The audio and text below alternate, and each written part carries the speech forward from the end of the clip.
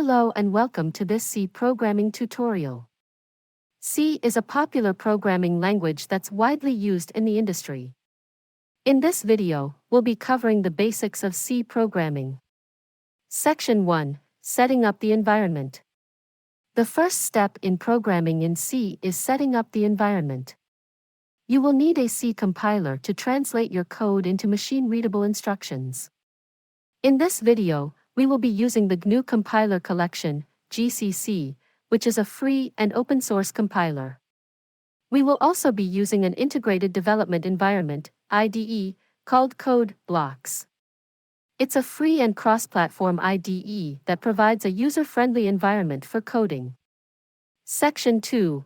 The Basics of C Programming. Now, let's dive into the basics of C programming.